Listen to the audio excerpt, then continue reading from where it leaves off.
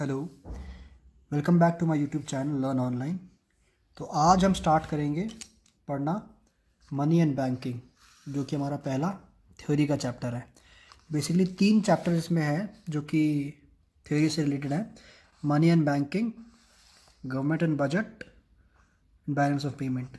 ये तीनों मिला के 6 और 6 18 मार्क्स का टोटल क्वेश्चन हमारे पास आएगा बोर्ड में। तो इसलिए आज हम सबसे पहले करेंगे मनी एंड बैंकिंग। इसको हम 2 पार्ट में डिवाइड करेंगे, मनी और फिर बैंकिंग। तो स्टार्ट करते हैं theory with money and banking. तो ये है चैप्टर 5 मनी। तो इससे हम स्टार्ट करेंगे। तो सबसे पहले हमारा इसमें बार्टर सिस्टम आता है, जो कि हम नहीं पढ़ेंगे क्योंकि हमारे सिलेबस में नहीं है। इस चैप्टर में सिर्फ 2 ही चीज़ें हैं जो हमें पढ़नी है, एक तो मनी और मनी सप्लाई। ये 2 चीज़ें हैं जो हमारे सिलेबस में हैं। तो स्टार्ट करते हैं डेफिनेशन ऑफ मनी से, पेज 5.2 पर जो है। Money is anything which is generally accepted as a medium of exchange, measure of value, store of value and means of standard of deferred payment। Basically money हर वो चीज़ है जो कि लोग जनरली एक्सेप्ट करते हैं as a medium of exchange. जब भी आपको कुछ प्रोडक्ट या सर्विस खरीदना हो तो आप उसको एक्सचेंज कर सकें। मेजर ऑफ वैल्यू मतलब आप उसको मेजर कर सकें, आप उसको स्टोर कर सकें और आप उसको डेफर्ड पेमेंट के लिए यूज़ कर सकें। डेफर्ड पेमेंट का मतलब होता है कि आज के बाद जो पेमेंट करनी है, आउटस्टैंडिंग पेमेंट। आपने आज कोई प्रोडक्ट या सर्विस खरीदा जिसका पेमेंट आप उसको कल या परसों करेंगे या अगले महीने करेंगे, उसे हम कहते हैं डेफर्ड पेमेंट। तो कोई भी चीज़ जो कि जनरली लोग एक्सेप्ट करते हैं किसी भी प्रोडक्ट या सर्विस को एक्सचेंज करने के लिए, जिसे आप मेजर कर सको, जिसे आप स्टोर कर सको और जो कि डेफर्ड पेमेंट के लिए यूज़ कर सको, उसे हम कहेंगे मनी। ठीक है। तो मनी हमारे पास जो है बेसिकली इट कवर्स एवरीथिंग। जैसे कॉइन्स हमारे होते हैं, करेंसी नोट्स हमारे होते हैं और चेक्स जो होते हैं, ये हमारे बेसिकली मनी होते हैं, जो कि हमारे यूज़ होते हैं to conduct business transactions and settlement of business claims. जो भी बेसिकली बिजनेस ट्रांजैक्शंस के लिए या फिर सेटलमेंट के लिए हमारे यूज़ होते हैं, करेंसी, कॉइन्स, चेक्स, इसको हम मनी कहते हैं। It must be noted that money can be any commodity chosen by common consent as an instrument of exchange of good and services. ये चीज़ याद रखिए, मनी कुछ भी ऐसा चीज़ हो सकता है जो कि कॉमन कंसेंट के साथ लोग स्वीकार करें कि हम उसको as an exchange of goods and services का इंस्ट्रूमेंट मानते हैं। जैसे फॉर एग्जांपल सिर्फ करेंसी नोट्स और चेक्स या कॉइन्स नहीं हुए मनी।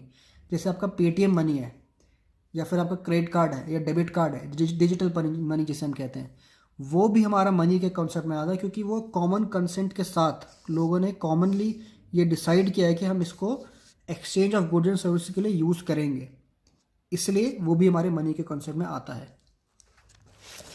चलिए अब आते हैं मनी सप्लाई पर। Money supply refers to total volume of money held by public at a particular point of time in an economy. एक इकॉनमी में जितना भी वॉल्यूम ऑफ मनी हेल्ड है, होल्ड किया गया है पब्लिक ने एक पर्टिकुलर पॉइंट ऑफ टाइम पर, उसे हम मनी सप्लाई कहते हैं। ठीक है। इसमें 2 चीज़ें इंपॉर्टेंट है, एक तो मनी हेल्ड बाय पब्लिक और eight a particular point of time. पहले मैं ये चीज़ समझा देता हूँ। It includes money held by public only. और पब्लिक का इसका मतलब, पब्लिक पे यहाँ इसका मतलब ये है मनी यूजिंग सेक्टर, जो मनी यूज़ करते हैं सेक्टर, याद रखिए। जैसे इंडिविजुअल्स और बिजनेस फर्म्स। इंडिविजुअल मतलब मेरे और आपके जैसे लोग, और बिजनेस फर्म मतलब जैसे कंपनीज। तो इंडिविजुअल और बिजनेस फर्म्स जो कि मनी यूज़ करते हैं, इसे हम कहते हैं public. It does not include money creating sectors, that is government and banking system.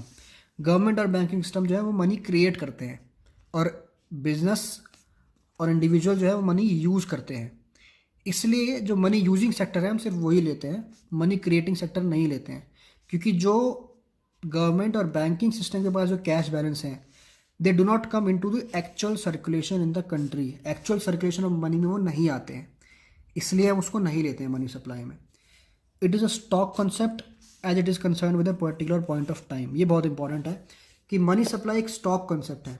Basically एक पर्टिकुलर पॉइंट ऑफ टाइम पर आप मनी सप्लाई को मेजर करते हैं, as on 31 March, as on 30th December, as an whatever date, एक particular date पर आप जब एक मनी सप्लाई को कैलकुलेट करते हैं तो उसे हम कहते हैं stock concept. Basically on a particular point of time हम ये डिसाइड कर रहे हैं कि कितना मनी सप्लाई है।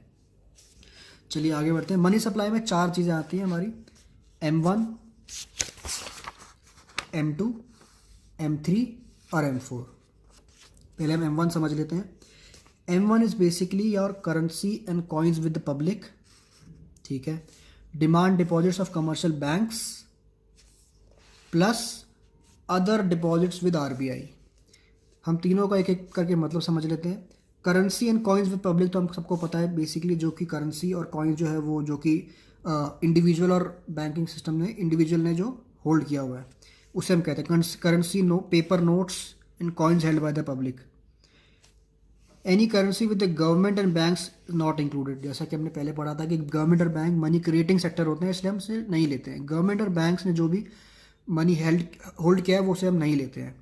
It includes all the coins of this denomination and paper notes of these denominations. Obviously जो कि करेंसी नोट्स हमारे पास हैं और जो कि कॉइन्स हैं उसको हम पब्लिक इसमें हम लेते हैं। उसके बाद हमारा आता है money is also fiat money. Currency is also termed as fiat money. ये बहुत इंपॉर्टेंट कॉन्सेप्ट है। Fiat money is termed as money which is under the fiat और order from the government to act as money.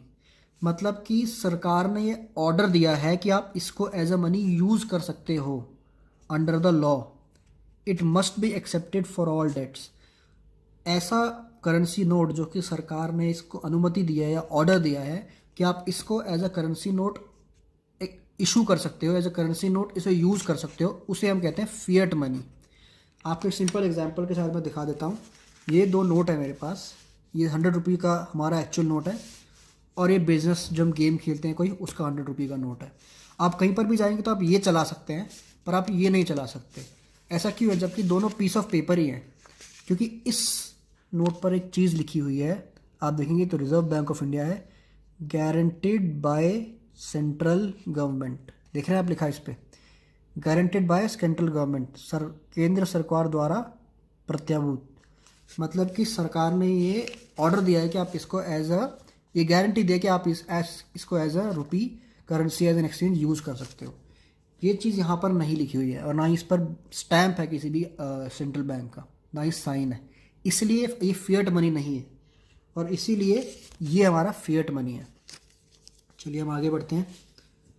It is also termed as legal tender money as it is legally use to make payment और of debts और other obligation. Basically इसको हम legal tender money भी कहते हैं क्योंकि ये legally use किया जाता है पेमेंट करने के लिए किसी भी डेट की या किसी भी और चीज़ की।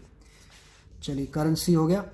अब हम आते हैं demand deposit with other commercial banks. Refers to the demand deposits of public with the commercial banks. Commercial banks क्या होते हैं मैं आपको अगले चैप्टर में पढ़ाऊंगा। ये बेसिकली अभी के लिए आप ये समझ लीजिए, कमर्शियल बैंक वो बैंक है जहाँ पर आप अपना पैसा डिपॉजिट करते हैं और जहाँ पर आपको लोन भी मिलता है। Demand deposit are the deposits which can be encashed by issuing cheques at any time of the by the account holder. Basically demand deposit इसे हम इसलिए कहते हैं क्योंकि हम डिमांड कर रहे हैं अपना अकाउंट खुलवाने के लिए। बेसिकली आप अपना अकाउंट खुलवाते हैं, आप उसमें पैसे रखते हैं और आप कभी भी वो पैसे निकाल सकते हैं, आज कल परसों कि दिन में 3-4 बार भी निकाल सकते हैं। इसलिए हम उसे डिमांड डिपॉजिट कहते हैं। You can encash it on your demand. आप you can encash it by using cheque at any time by the account holder. आप किसी भी टाइम उसको निकाल सकते हैं, इसलिए उसे डिमांड डिपॉजिट कहते हैं, जैसे आपका सेविंग्स अकाउंट होता है। Demand deposit is treated equal to currency held as it is readily accepted as a medium. इसको हम करेंसी की तरह ही लेते हैं क्योंकि उसी तरह रेडिली अवेलेबल होता है। जैसे समझ लीजिए आपको किसी को पेमेंट करना है, या कई बार आप ऑनलाइन पेमेंट करते हैं, जब आप टिकट बुक करते हैं किसी भी चीज़ के लिए तब आप ऑनलाइन पेमेंट कर देते हैं, तब आपके अकाउंट से पैसे कट जाते हैं और सामने वाले के अकाउंट में पैसे चले जाते हैं। एक तरह से एक ट्रांजैक्शन हो गई है ये, एक तरह से आपने उसको कैश दे दिया। जैसे कि आपके वॉलेट से पैसे कम हो गए और उसके वॉलेट में पैसे चले गए, आपके अकाउंट से पैसे कम हो गए और उसके अकाउंट में चले गए। इसलिए इसे इक्वल टू करेंसी की तरह ही हम इसे ट्रीट करते हैं क्योंकि आप कभी भी अकाउंट से पैसे निकाल सकते हैं और उसमें वापस डाल सकते हैं, इसलिए इसे डिमांड डिपॉजिट कहते हैं। चलिए इसमें यह भी एक इम्पॉर्टेंट पॉइंट है कि इसमें डिमांड डिपॉजिट में हम इंटर बैंक डिपॉजिट्स नहीं लेते हैं। इंटर बैंक डिपॉजिट्स का मतलब यह है कि जब मान लीजिए समझ लीजिए एक बैंक है स्टेट बैंक ऑफ इंडिया, इसने डिपॉजिट कर रखा है पैसा कैनरा बैंक में, इसे हम कहेंगे इंटर बैंक डिपॉजिट। फिर कैनरा बैंक ने समझ लीजिए डिपॉजिट कर रखा है पंजाब नेशनल बैंक में, तो ये इंटर बैंक डिपॉजिट हो गया हमारा। इंटर बैंक डिपॉजिट को हम मनी सप्लाई में नहीं लेते हैं, सिर्फ वही डिमांड डिपॉजिट लेते हैं जो कि पब्लिक ने हेल्ड किया है। जैसे यहाँ पर लिखा है that is inter bank deposits are excluded. आते हैं अब इस पे other deposits with Reserve bank of India. Reserve bank of India basically हमारा सेंट्रल बैंक है। It include deposits held by RBI on behalf of foreign banks, governments, public financial institutions, World Bank, IMF। बेसिकली RBI के पास जो पैसा है, जो RBI ने होल्ड किया है on behalf of foreign banks, IMF, world bank, public institution, जो बाहर की जो FDI वगैरह आता है उसमें, वो भी हम इसमें लेते हैं। जैसे इसकी ये थर्ड पार्ट वही है, अदर डिपॉजिट विद आरबीआई को हम उसमें लेते हैं। Does not include Indian government deposit of Indian government and commercial banks. जैसा कि हमने पढ़ा, इंडियन गवर्नमेंट और इंडियन कमर्शियल बैंक का जो डिपॉजिट है वो हम इसमें नहीं लेते हैं। तो चलिए एक बार ऊपर से ये तीन चीज़ें वापस रिवाइज कर लेते हैं। M1 का मतलब है currency and coins with public, demand deposits of commercial bank जिसमें हम इंटर बैंक डिपॉजिट्स नहीं लेते हैं, अदर डिपॉजिट्स विद आरबीआई जिसमें हम गवर्नमेंट की, इंडियन गवर्नमेंट की और इंडियन कमर्शियल बैंक से डिपॉजिट नहीं लेते हैं। तो ये तो हमारा हो गया M1। अब हम आते हैं M2 पे। M2 एक ब्रॉडर कॉन्सेप्ट है और इसमें हमारा M2 में आता है M1 plus saving deposit with post office saving bank. Basically post office क्या होता है, जैसे कि आपको पता होगा कि इंडियन पोस्ट ऑफिस है। जब एक टाइम पर मोबाइल नहीं हुआ करते थे तब लोग पोस्ट ऑफिस के थ्रू अपने पोस्ट भेजकर एक दूसरे से कम्युनिकेट किया करते थे। क्योंकि पोस्ट ऑफिस की जो ब्रांचेस थी वो हर जगह पर थी जहाँ पर बैंक्स भी नहीं थे, इसलिए पोस्ट ऑफिस पर ये सुविधा दी गई कि वहाँ पर आप अपना अकाउंट खोल सकते हो। इसलिए वहाँ पर सेविंग्स अकाउंट जो हम खोलते हैं उसे कहते हैं savings deposit with post office saving bank. तो M2 में हमारा होता है saving deposits plus M1 plus savings deposit with post office saving bank. तो ये दोनों चीज़ें हमारा M2 में होती हैं। M3 में हमारा होता है M1 plus net time deposits with the banks. Time deposit हमारा बेसिकली अलग होता है। डिमांड डिपॉजिट जैसा कि मैंने आपको बताया था वो होता था कि आप कभी भी उससे पैसे निकाल सकते हो और कभी भी पैसे वापस डाल सकते हो। टाइम डिपॉजिट में आप एक पर्टिकुलर टाइम के लिए डिपॉजिट करते हैं। जैसे समझ लीजिए आपने 2 साल के लिए या 5 साल के लिए डिपॉजिट कर दिया फिक्स डिपॉजिट की तरह, तो उस वक्त आप फिर उस 3 या 4 साल 5 साल के पीरियड के बाद आप पैसे निकाल सकते हो, इसलिए हम उसको कहते हैं time deposit with the banks. तो M3 में आपका M1 तो आता ही है plus net time deposit with the banks.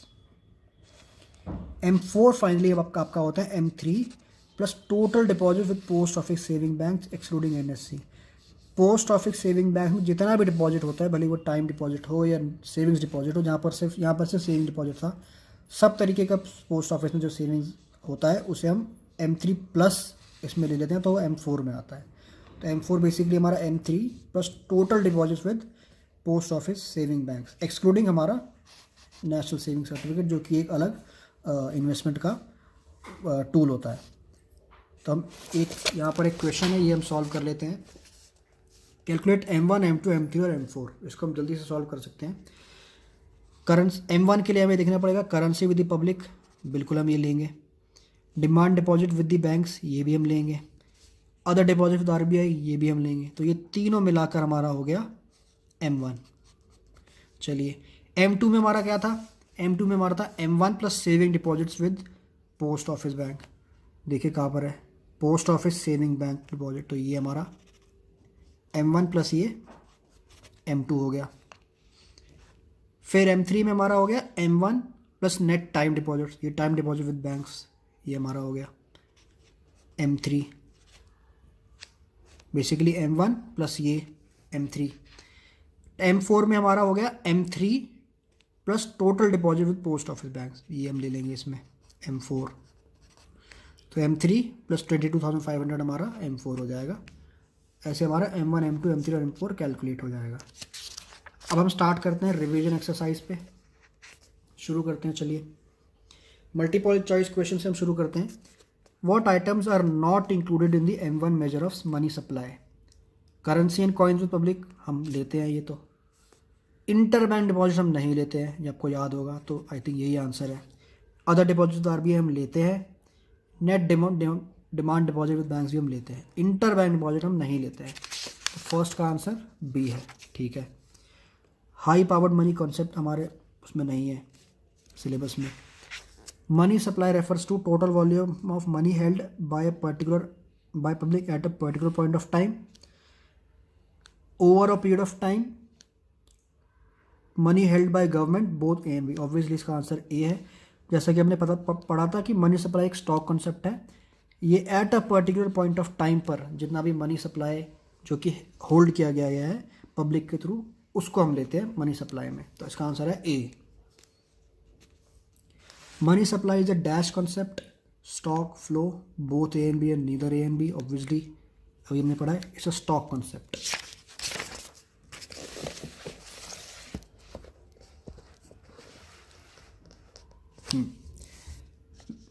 Barter exchange है यहाँ पर, ये भी।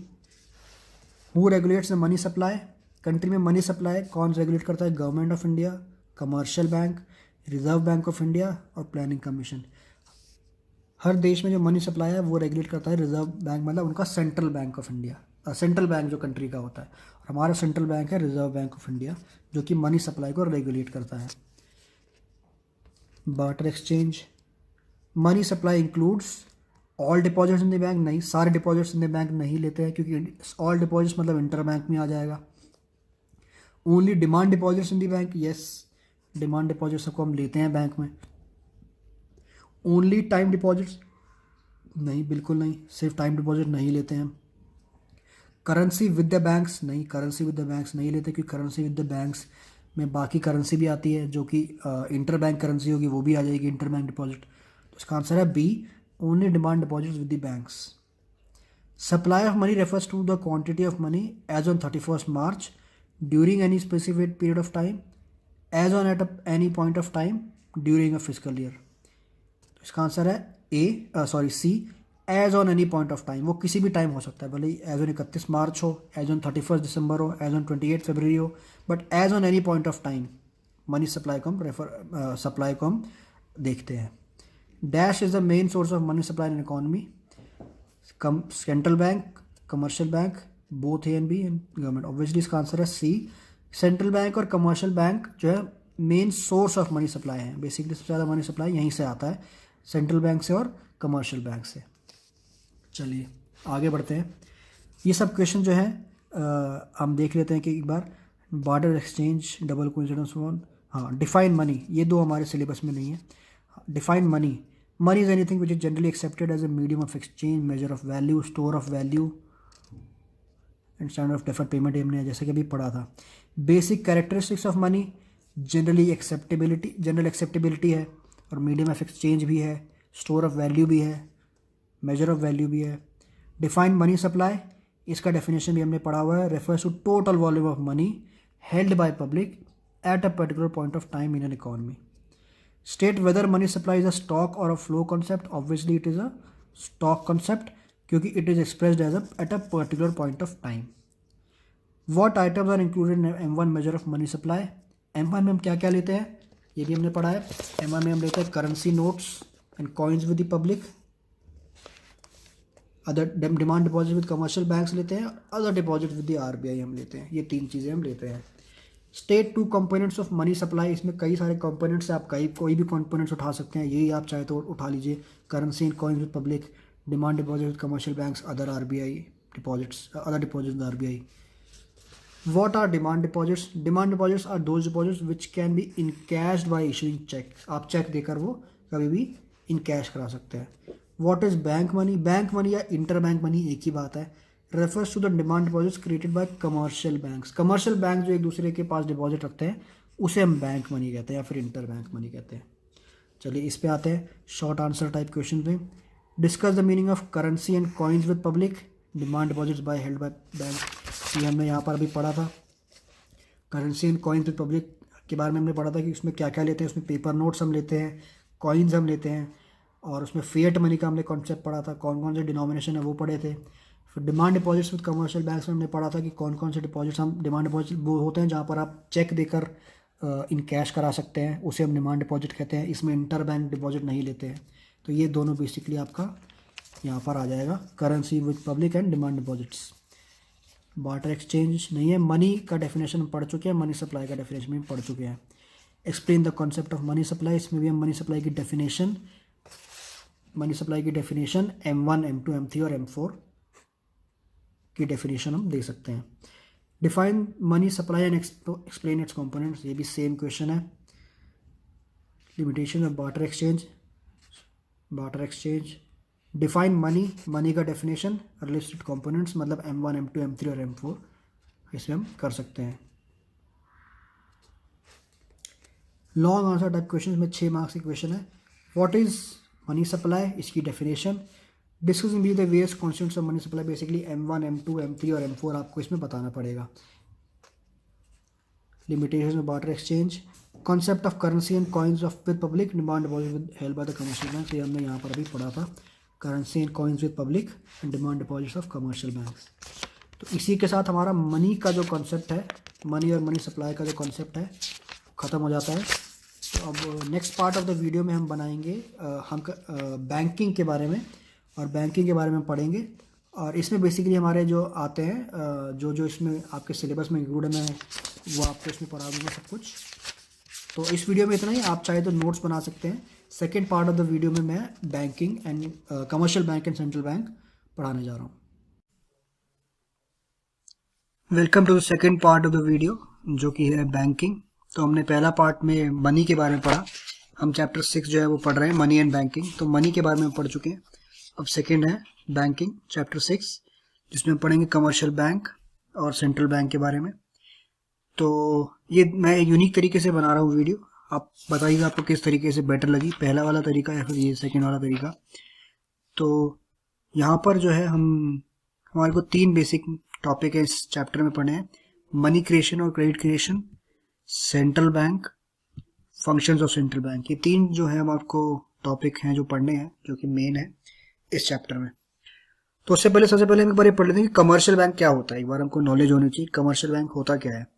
बेसिकली कमर्शियल बैंक की डेफिनेशन आप देखेंगे, it is an institution which performs the function of accepting deposits, granting of loans and making investments with the aim of earning profits। Basically एक ऐसा ऑर्गेनाइजेशन जो डिपॉजिट को एक्सेप्ट करे, loan को grant करे और इन्वेस्टमेंट्स करे प्रॉफिट अर्न करने के एम से, उसे हम कमर्शियल बैंक कहते हैं। जिस भी बैंक में आपका खाता है, basically state bank of India हो, पंजाब नेशनल बैंक हो, कैनरा बैंक हो, बैंक ऑफ इंडिया हो, कोई भी बैंक जो है वो कमर्शियल बैंक में आता है, क्योंकि वो एक्सेप्ट करता है। आप डिपॉजिट आप डालने जाते हो तो वो डिपॉजिट रख लेता है और लोन देता है और इन्वेस्टमेंट्स करता है। पेटीएम जैसे कि एग्जांपल है, वो एक बैंक नहीं है, क्योंकि पेटीएम को लोन देने का अधिकार नहीं है। आप उधर मनी रख सकते हैं डिपॉजिट करके, बट आपको लोन नहीं मिल सकता पेटीएम से। Paytm is not a bank, ये आप याद रखिएगा। चलिए आगे बढ़ते हैं। अगला हमारा जो कॉन्सेप्ट है वो है मनी क्रिएशन और क्रेडिट क्रिएशन। मनी क्रिएशन और क्रेडिट क्रिएशन एग्जैक्टली होता क्या है।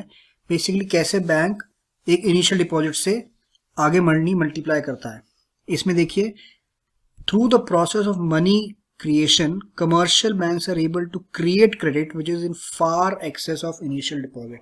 मान लीजिए इन्वेस्टमेंट आया, टोटल डिपॉजिट आया, इनिशियल डिपॉजिट बैंक को 1000 रुपए का, ये 1000 रुपए है यहाँ पर। इस 1000 रुपए से वो 5000 रुपए तक कैसे पहुंचता है, इसे कहते हैं मनी क्रिएशन या फिर credit creation.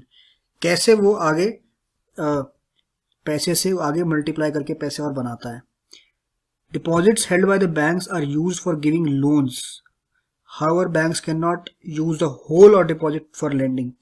It is legally compulsory to for the banks to certain minimum loan. Okay, basically वो ये कहना चाह रहा है कि जब बैंक के पास जो सारा पैसा आता है वो उसको वो लोन्स देने में इस्तेमाल करते हैं, लेकिन बैंक सारा का सारा पैसा जो उसके पास एज ए डिपॉजिट आता है उसको लोन नहीं दे सकता।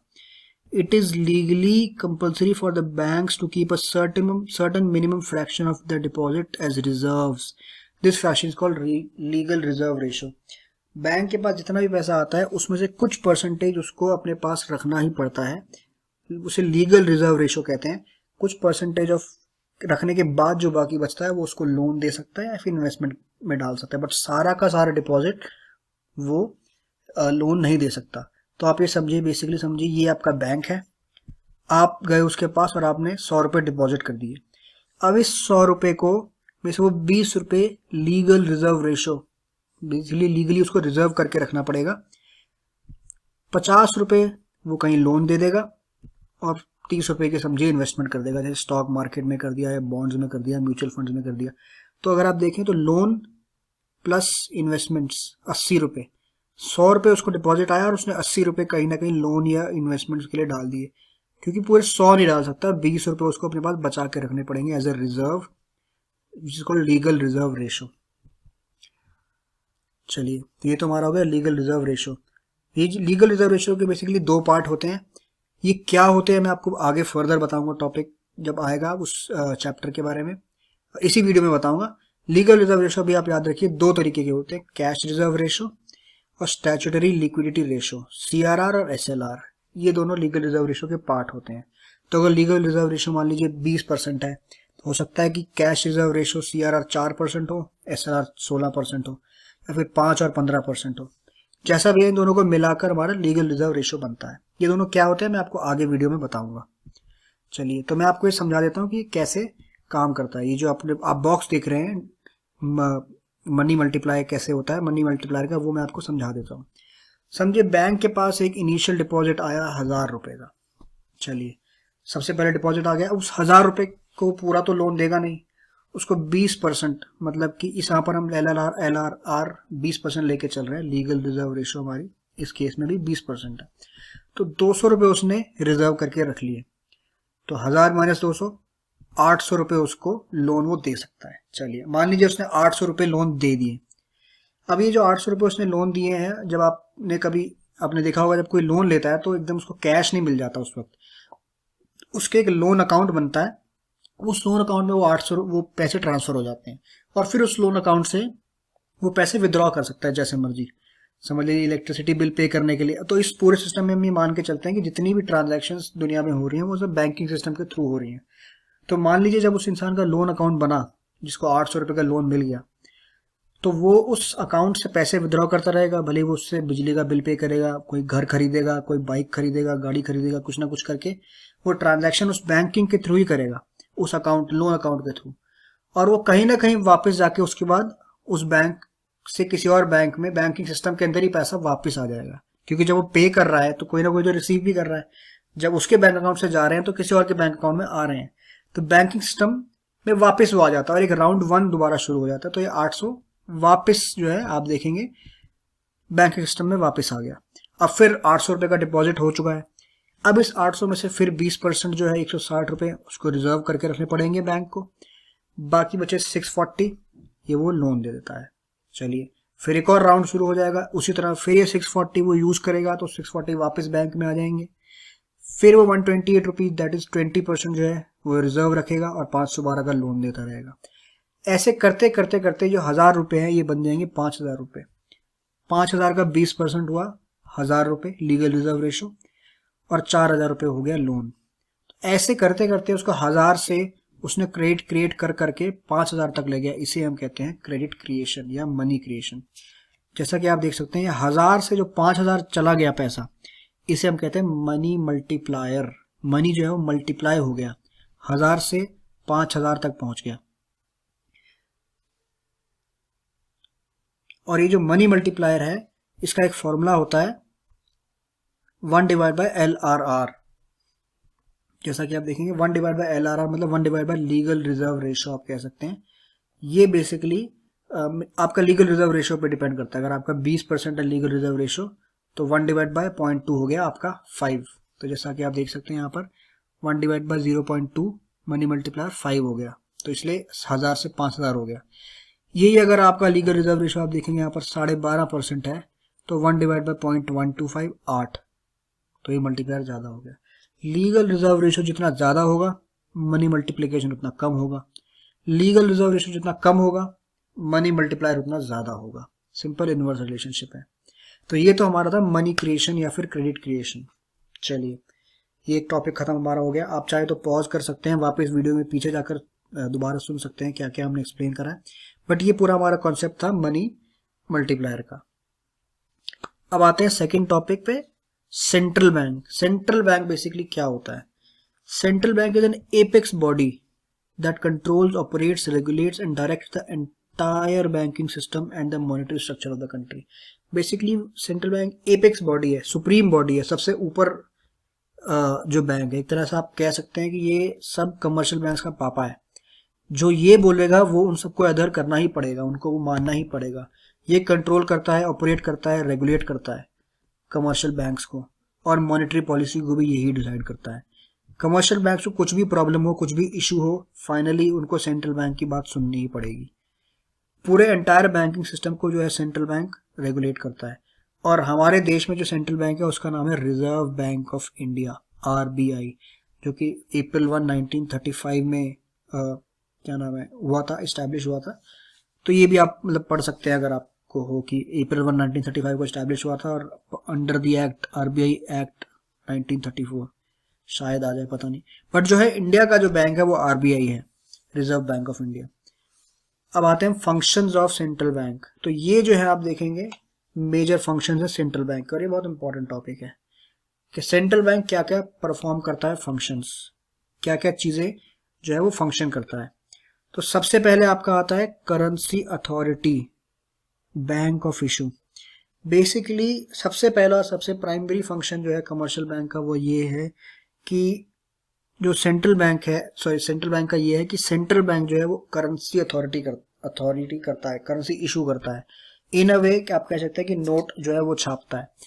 तो जो सेंट्रल बैंक है वो सोल अथॉरिटी है, मतलब अकेली ही अथॉरिटी है पूरे देश में जो कि नोट इशू करने की अथॉरिटी रखता है, और किसी को अलाउड नहीं है करना।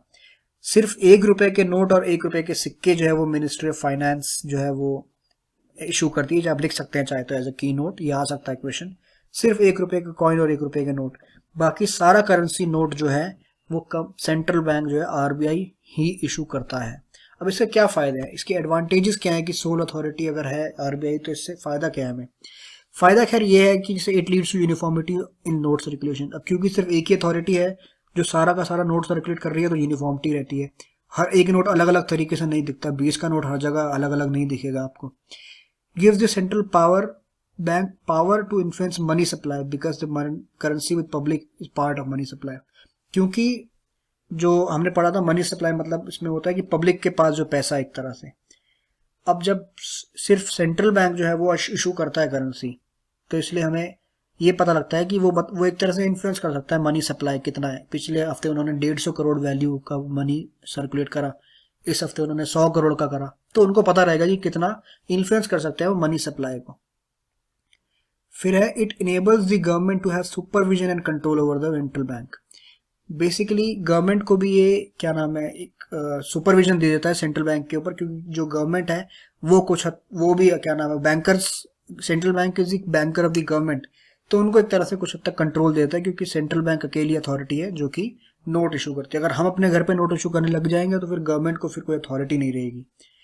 It ensures public faith in the currency system, क्योंकि सिर्फ एक ही अथॉरिटी है जो कि इशू कर रहा है, तो इट एंश्योर्स पब्लिक फेथ, लोगों को भरोसा है कि चलो कोई भी अपने घर पे बैठ के नोट नहीं छाप रहा।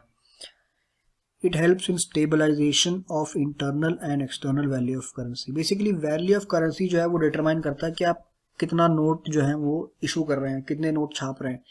अगर आप ज़्यादा करेंसी इशू करेंगे तो वैल्यू कम हो जाएगी, और अगर आप कम इशू करेंगे तो वैल्यू बढ़ जाएगी। तो क्योंकि सिर्फ आरबीआई ही है जो नोट इशू कर सकता है, तो वो हमेशा स्टेबलाइज करके रख सकते हैं वैल्यू ऑफ करेंसी। अगर हम लोग सबके सब अपने अपने घर पे नोट इशू करने लग जाएंगे तो करेंसी स्टेबलाइजेशन कभी हो नहीं पाएगा, कभी ज़्यादा हो जाएगा, कभी कम हो जाएगा। खैर सेकेंड पॉइंट पे आते हैं, बैंकर टू द गवर्नमेंट। जैसे हमारे बैंक हैं कमर्शियल बैंक, हमें कुछ भी प्रॉब्लम, हमें बिजली का बिल पे करना हो, हमें अपना अमाउंट डिपॉजिट करना हो, हमें लोन लेना हो, तो हम कमर्शियल बैंक के पास जाते हैं।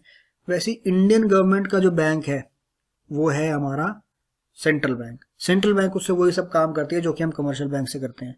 वो उसके लिए अकाउंट मैनेज करती है। It maintains a current account for keeping their cash balance, cash balance रखने के लिए। Accept receipts and makes payment for the government. Basically government को कहीं पैसा देना है या कहीं पैसा लेना है, इंपोर्ट एक्सपोर्ट हुआ है, पैसा आना है, पैसा जाना है, कहीं पे करना है, तो वो उसके लिए वो आरबीआई के थ्रू पे करते हैं। कोई भी चीज़, हमें बिजली का बिल पे करना हो तो हम अपने कमर्शियल बैंक के थ्रू करते हैं, इनको अगर अपना कुछ पेमेंट करना हो तो फिर ये क्या नाम है, कमर्शियल सेंट्रल बैंक के थ्रू करते हैं। It also gives loans and advances to the government for temporary period. Government को अगर मान लीजिए कहीं लोन या एडवांसेस की जरूरत पड़ जाती है कभी कभी, तो कैसे, तो वो सेंट्रल बैंक से लोन्स ले लेता है। कभी कभी क्या होता है कि गवर्नमेंट के पास पैसा आना है, कुछ उन्होंने एक्सपोर्ट किया है बट अभी एक्सपोर्ट का पैसा आया नहीं है, अगले महीने आना है, तो उस एक महीने के लिए जो रिक्वायरमेंट है फंड की वो उनको मीट करना है, अगर उनको कहीं ना कहीं खर्च करने के लिए, तो वो उस एक महीने के लिए 2 महीने के लिए आरबीआई से पैसा बोरो कर सकता है। फिर as an agent central bank also has a responsibility of managing the public debt. Public debt basically होता है कि सरकार का डेट है, गवर्नमेंट ने जो पैसा देना है आउटस्टैंडिंग, उसको मैनेज करने का काम भी सेंट्रल बैंक करता है। As a financial advisor the central bank advises the government from time to time on economic, financial and monetary matters. बाकी मैटर्स पर भी जो है आरबीआई जो है वो सेंट्रल गवर्नमेंट को as a financial advisor advice करता है कि कौन सी पॉलिसी आपको करनी चाहिए, कौन सी नहीं करनी चाहिए। आपको याद होगा 2016 में जब डिमोनेटाइजेशन हुआ था तो रात को 8 बजे प्राइम मिनिस्टर ने अनाउंस किया था, बट 5:30 बजे आरबीआई और गवर्नमेंट की मीटिंग हुई थी। तब गवर्नमेंट को आरबीआई ने, कुछ लोगों ने एडवाइस किया था कि हमें इसके साथ जाना चाहिए और कुछ लोगों ने मना किया था कि इसके साथ नहीं जाना चाहिए। तो बेसिकली एडवाइस करने का काम भी जो है वो आरबीआई करती है गवर्नमेंट के साथ। बेसिकली गवर्नमेंट को एडवाइस करती है कि कौन कौन सी पॉलिसीज हैं जो इस टाइम पे सही है, जो हमें, जिनके साथ हमें आगे बढ़ना चाहिए, और कौन कौन सी पॉलिसीज हैं जिनके साथ हमें आगे इस टाइम पे नहीं बढ़ना चाहिए। अगला फंक्शन है bankers bank and supervisor. Basically bankers का भी ये बैंक है। जो काम हम कमर्शियल बैंक के साथ करते हैं वही कमर्शियल बैंक की तरह से सेंट्रल बैंक के साथ भी करते हैं, कि अगर बैंक्स को अगर किसी चीज़ की ज़रूरत है तो वो कमर्शियल बैंक के पास जाते हैं। इसके 3 बेसिकली जो है वो फंक्शन होते हैं जो सेंट्रल बैंक करता है बैंक्स के लिए। पहला है कस्टोडियन ऑफ कैश रिजर्व्स। आपको याद होगा हमने पढ़ा था कि लीगल रिजर्व रेशो के 2 पार्ट होते हैं, कैश रिजर्व रेशो और स्टैट्यूटरी लिक्विडिटी रेशो। तो ये जो कैश रिजर्व रेशो है ये वो है जो पैसा कमर्शियल बैंक को मैंडेटरी रखना है सेंट्रल बैंक के साथ, और स्टैट्यूटरी लिक्विडिटी रेशो वो है जो कमर्शियल बैंक को अपने पास रखना है। तो ये जो पैसा अपने सेंट्रल बैंक के पास रखा जा रहा है कमर्शियल बैंक का, इसे कहते हैं कैश रिजर्व रेशो। तो उसका कस्टोडियन भी सेंट्रल बैंक है, तो इसलिए ये है custodian of the custodian of the cash reserves. Basically commercial bank के पास जो पैसा सेंट्रल बैंक के पास रखवाया है उसे हम कहते हैं कैश रिजर्व। फिर आपका है lender of the last resort. Basically जब भी कमर्शियल बैंक्स को पैसे की जरूरत पड़ती है लोन लेने के लिए, तब वो किसके पास जाएंगे, तो वो जाते हैं आपके सेंट्रल बैंक पर। When commercial banks fail to meet their financial requirements from other sources, they approach the central bank to give loans and advances as lender of the last resort। Final lender जो है, lender मतलब जो पैसे land करता है, वो हमारा central bank बन जाता है। Central bank assist these banks through discounting of approved securities and bills of exchange. ये बेसिकली आपको समझा देता हूँ कि जब कमर्शियल बैंक सेंट्रल बैंक से लेता है पैसे तो वो किस तरीके से लेता है। तो बेसिकली समझिए ये आपका छोटा जो बैंक है वो कमर्शियल बैंक है, और जो बड़ा बैंक है ये आपका सेंट्रल बैंक है। सेंट्रल बैंक के पास पैसे हैं जो कि इसको चाहिए कमर्शियल बैंक को, और कमर्शियल बैंक के पास है bills of exchange. Bills of exchange basically जो उनको पैसा आना है वो बिल्स हैं उसके पास, अगले महीने आना है, अगले हफ्ते आना है, ये सब बिल्स हैं उसके पास, बट कैश नहीं है। तो ये क्या करता है, ये इसको सेंट्रल बैंक को बिल्स दे देगा, सेंट्रल बैंक इसको उस बिल्स के अगेंस्ट पैसे दे देते हैं, और जब ये बिल्स जो है वो आपके रिडीम हो जाते हैं, जब इनके पैसे आ जाते हैं तो सेंट्रल बैंक रख लेता है। तो ऐसे जो है एक तरह से बिल्स को रखकर कमर्शियल बैंक लोन ले लेता है, और जो सेंट्रल बैंक है वो बन जाता है आपका lender of the last resort. Third point है clearing house. Central bank holds the cash reserve for all the commercial banks. It becomes easier and more convenient for it to act their clearing house. Basically जब भी 2-3 banks में लड़ाई हो जाती है किसी चीज को लेकर, ब्रांच को लेकर या प्रॉफिट्स को लेकर या किसी ट्रांजैक्शन को लेकर, किसी एंट्री को लेकर, तो जो सेंट्रल बैंक है तो वो क्लियरिंग हाउस का काम करता है, वो उस वक्त जो है उनका जो प्रॉब्लम है वो सुलझाता है। तो ये हमारा हो गया। फिर अगला है controller of money supply and credit. ये बहुत इंपॉर्टेंट पॉइंट है, ये एक बहुत ही इंपॉर्टेंट फंक्शन है सेंट्रल बैंक का, और सिर्फ एक ये फंक्शन ही हो सकता है आ जाए एग्जाम में कि सिर्फ अकेला इस फंक्शन के बारे में, नहीं तो इस फंक्शन के कई सारे एप्लीकेशंस है जो कि शायद आपको आ सकते हैं। बेसिकली मैं आपको समझा देता हूँ कि मॉनेटरी पॉलिसी को कैसे जो है कमर्शियल बैंक सेंट्रल बैंक जो है वो इन्फ्लुएंस करता है। मॉनेटरी पॉलिसी को कैसे, मॉनेटरी पॉलिसी का मतलब बेसिकली सिर्फ ये होता है कि मनी सप्लाई को कैसे रेगुलेट किया जाए। देखिए, RBI is empowered to regulate money supply in the economy through its monetary policy. It is policy adopted by central bank of an economy in the direction of credit control और money supply. मनी supply को कैसे control करें उसको हम कहते हैं monetary policy, जो कि सेंट्रल बैंक करता है। मनी सप्लाई को बेसिकली इस तरफ अभी मान सकते हैं फिलहाल कि पब्लिक के हाथ में कितना पैसा है, पब्लिक के पास कितना पैसा है। अगर ज़्यादा पैसा है तो मनी सप्लाई ज़्यादा है, कम पैसा है तो मनी सप्लाई कम है। तो सबसे पहला हमारा आता है repo rate, repurchase rate. Repo rate basically वो रेट है जिस रेट पे कमर्शियल बैंक सेंट्रल बैंक से लोन लेता है शॉर्ट टर्म पर। देखिए, repo rate is the rate at which the central bank of a country lends money to the commercial bank to meet its short term needs। Short term needs के लिए जब भी पैसा चाहिए होता है कमर्शियल बैंक्स को तो वो सेंट्रल बैंक से लेते हैं, उसे हम कहते हैं रेपो रेट।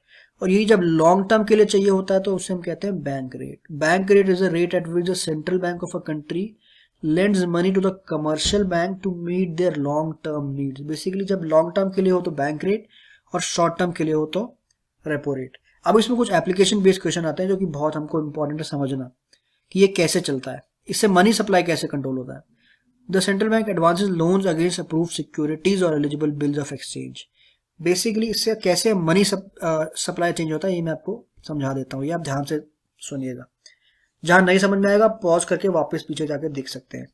ये आपका है सेंट्रल बैंक, ये आपका है कमर्शियल बैंक और ये है पब्लिक, जनरल पब्लिक जो कि लोन लेने के लिए खड़ी है।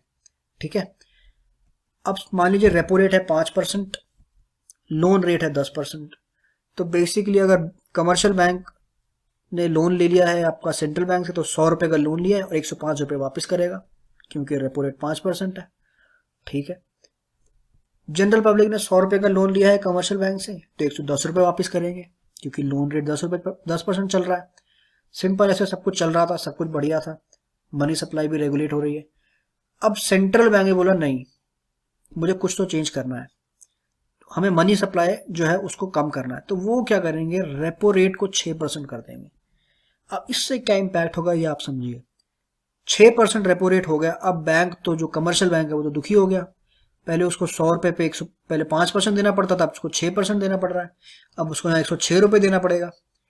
तो उसमें से मैं क्या करूँ, तो उसने अपना लोन रेट भी बढ़ा दिया, 10 से 11% कर दिया। अब बेसिकली जिसको भी लोन लेना है वो 10% की जगह 11% देगा बैंक को। तो बैंक ने तो अपना 1% का जो नुकसान था वो एक तरह से कंपनसेट कर लिया, तो बैंक तो हो गया खुश, चलो ठीक है, अब मैं कोई लॉस नहीं इनकर कर रहा हूँ एडिशनल। अब जो जनरल पब्लिक है वो दुखी हो गई कि यार पहले हमें 10% पे लोन मिल रहा था, हमें 11% पे मिल रहा है।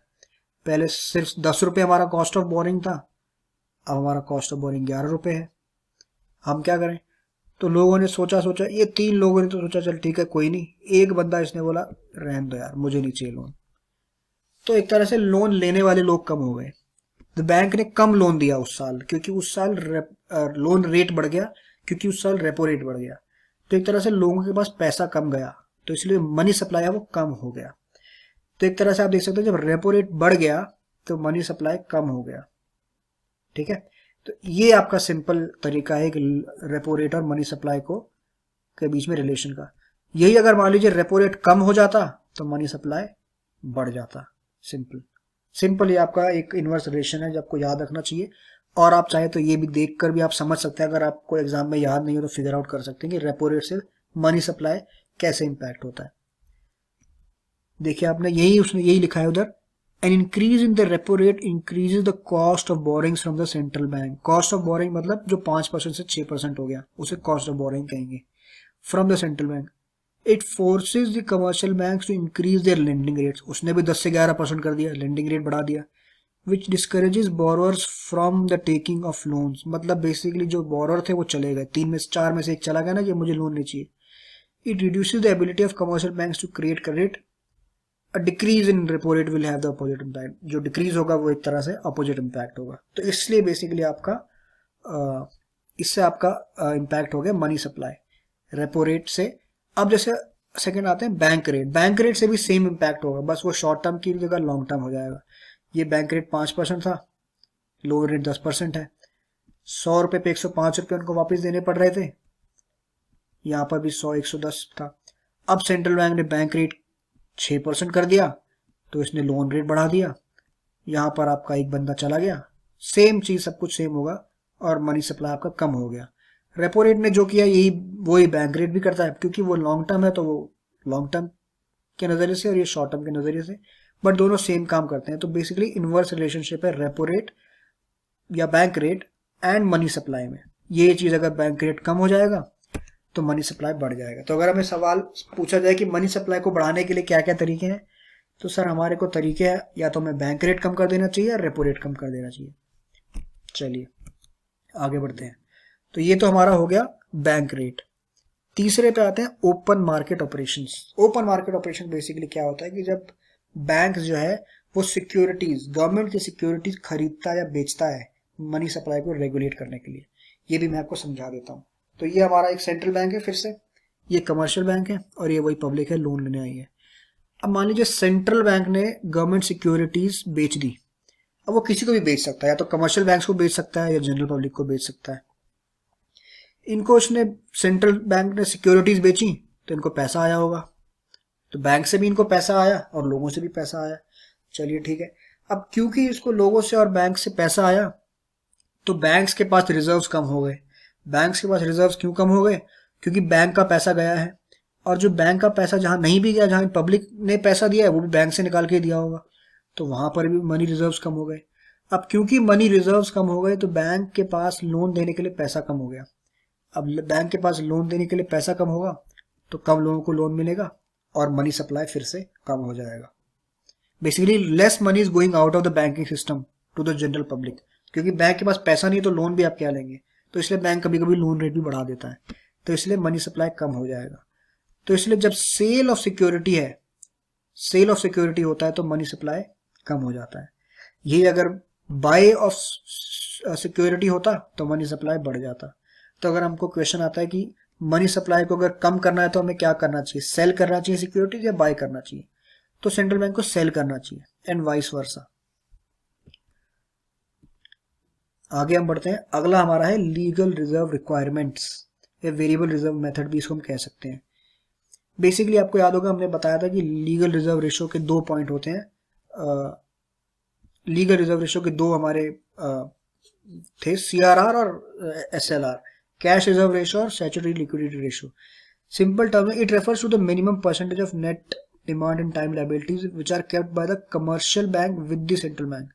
जो कमर्शियल बैंक को जो रिजर्व पैसा सेंट्रल बैंक के पास रखना पड़ता है उसे सीआरआर कहते हैं, और वही अगर commercial banks are required to maintain with themselves, जो उनको अपने पास खुद रखना पड़ता है, उसे स्टैट्यूटरी लिक्विडिटी रेशियो कहते हैं। तो जो सेंट्रल बैंक के पास रखना पड़े वो सीआरआर, जो खुद के पास रखना पड़े वो एसएलआर। ये आपको लाइन इसमें जरूर लिखनी है, net demand and time liabilities to be kept. जो डिमांड एंड टाइम लायबिलिटीज का मतलब होता है सेविंग्स अकाउंट और एफडी वगैरह जो उनका अकाउंट है उसको हम कहते हैं net demand and time liability. अब बैंक में जो सेविंग्स अकाउंट है वो उसकी तो लायबिलिटी है ना, आपका एक एसेट होगा, बट बैंक की तरफ से तो वो लायबिलिटी है, उसको तो कभी ना कभी आपको वो पैसा देना है, तो इसलिए वो उसकी डिमांड एंड टाइम लायबिलिटी होती है, जो उसको उसमें से जो रिजर्व उसको रखना पड़ता है। फाइनल जो है हमारा आ गया margin requirements. Margin requirements basically होता है it is the difference between the amount of loan and the market value of the security offered by borrower against the loan. समझ लीजिए आपको 1 करोड़ का लोन चाहिए जिसके लिए आप अपना एक घर है जो कि आप गिरवी रखना चाहते हैं, जो कि घर जिसको हम कहेंगे सिक्योरिटी आप ऑफर कर रहे हैं एज अ बोरोअर कि आप उसको रखना चाहते हैं। अब जो मार्जिन रिक्वायरमेंट है वो ये कहता है कि मान लीजिए अब गवर्नमेंट कहती है कि सेंट्रल बैंक डिसाइड करता है कि आप सिर्फ 60% ऑफ द सिक्योरिटी पे लोन दे सकते हैं, मतलब आपको 1 करोड़ का लोन नहीं मिलेगा, आपको 60 लाख का लोन मिल सकता है उस 1 करोड़ की प्रॉपर्टी पे। इसे हम कहते हैं मार्जिन रिक्वायरमेंट। उस जो डिफरेंस जो होता है ना उस 60 लाख और 1 करोड़ के बीच में, उसे हम कहते हैं मार्जिन। जो बैंक अपना मार्जिन रखता है वो इसलिए रखा जाता है कि कल को अगर आप लोन नहीं दे पाए तो बैंक को सिक्योरिटी से करेगा, सिक्योरिटी को बेचकर अपना पैसा निकालेगा, लेकिन वो सिक्योरिटी की वैल्यू अगर कम हो गई तो वो बैंक को नुकसान हो जाएगा, इसलिए वो मार्जिन रिक्वायरमेंट्स रखा जाता है। देखिए, if margin is fixed by the central bank as 40%, commercial banks are allowed to give loan up to 60% only of the value of security मतलब कि अगर मार्जिन रिक्वायरमेंट 40% है तो सिर्फ 60 लाख तक का आपको लोन मिलेगा, नहीं तो नहीं मिलेगा। N increase in the margin reduces the boring capacity and money supply. Obviously जब जब मार्जिन इंक्रीज हो जाता है, मान लो 40% से 70% कर दिया, तो फिर आपको सिर्फ 30% तक का लोन मिलेगा, मतलब कि सिर्फ 30 लाख पे लोन मिलेगा। तो मार्जिन बढ़ गया तो मनी सप्लाई कम हो गई, और मार्जिन कम हो गया तो मनी सप्लाई बढ़ जाएगी। अब आते हैं हम रिवीजन एक्सरसाइज पे। यहाँ पर हम सिर्फ पहले से अभी यहाँ पर फिलहाल हम एमसीक्यू डिस्कस करेंगे, बाकी शॉर्ट टर्म और लॉन्ग टर्म क्वेश्चन जो हैं वो ऑलमोस्ट जो है आपको इस चैप्टर से मिल जाएंगे। फिर भी आपको कुछ डाउट हो तो जरूर आप कमेंट सेक्शन में मुझसे पूछ सकते हैं, कि आपके डाउट्स में क्लियर कर दूंगा कि एग्जैक्टली किस क्वेश्चन का क्या क्या आंसर है। तो शुरू करते हैं। First, name the institution which performs the function of accepting deposits, granting loans, making investments. इसका आंसर ऑब्वियसली कमर्शियल बैंक ए। सेंट्रल बैंक नहीं करता जनरल पब्लिक की तरफ से, तो इसका आंसर है सिर्फ A. First is A.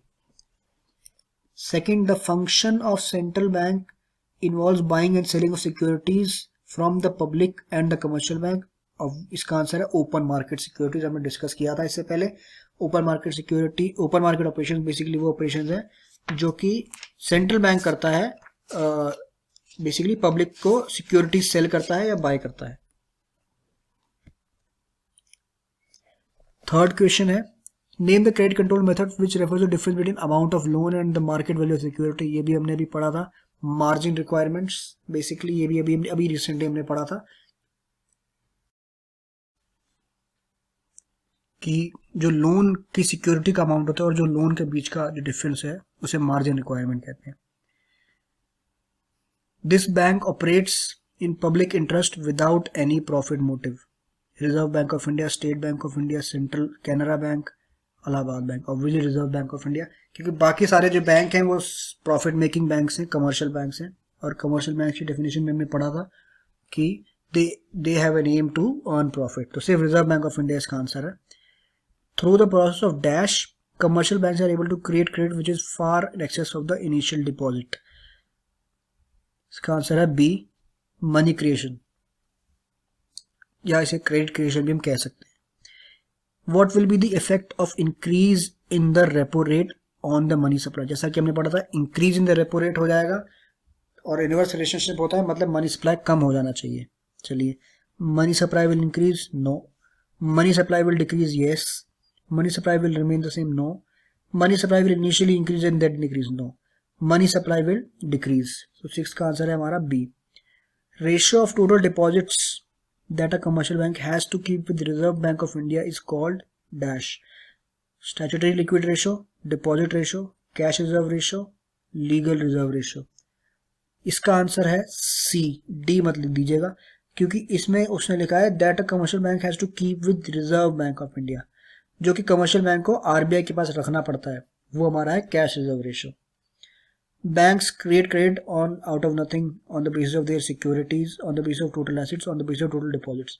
Obviously deposits के थ्रू जो है वो क्रिएट करती है क्रेडिट। आपको याद होगा इनिशियल डिपॉजिट आता है, उसके बाद एलआरआर से वो क्या नाम है, मनी मल्टीप्लाई पे चला जाता है। If the total deposit created by commercial banks is 1000 crores and legal reserve requirements is 40%, then the initial amount will be, आपको याद होगा एक फॉर्मूला था मल्टीप्लायर का, 1 डिवाइड बाय LRR, तो 1 डिवाइड बाय 0.4 कर देंगे, आएगा 2.5।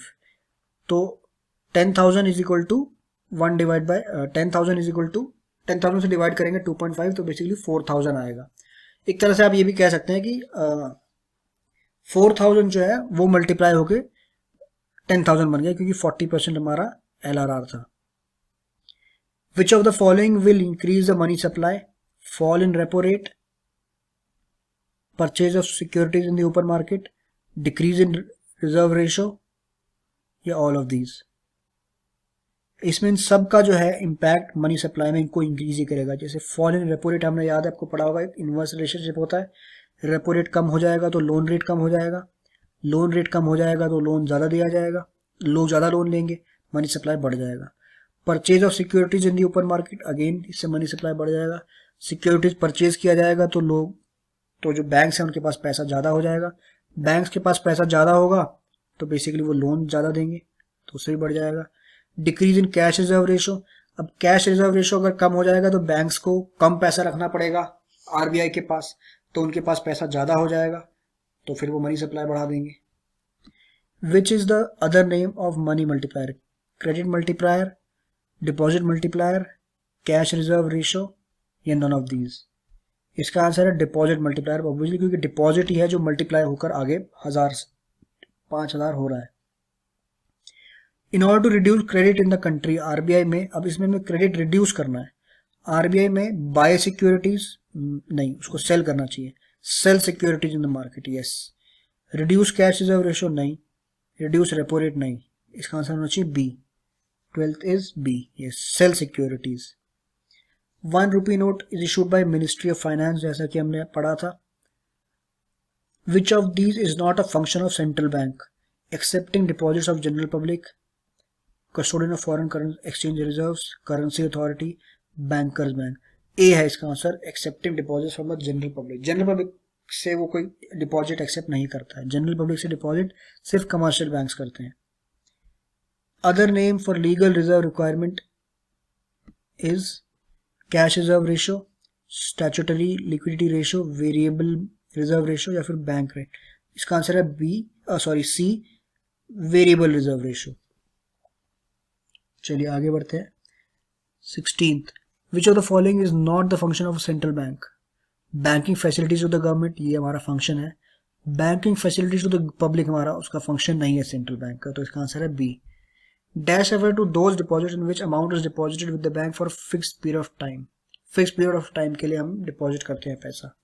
करंट डिपॉजिट, टाइम डिपॉजिट, इसका आंसर है टाइम डिपॉजिट, क्योंकि कुछ एक पर्टिकुलर पीरियड के लिए जो हम डिपॉजिट करते हैं, जैसे फिक्स डिपॉजिट होता है, एफडी होता है, उसे हम टाइम डिपॉजिट कहते हैं। उस टाइम से पहले आप वो पैसा नहीं निकाल सकते।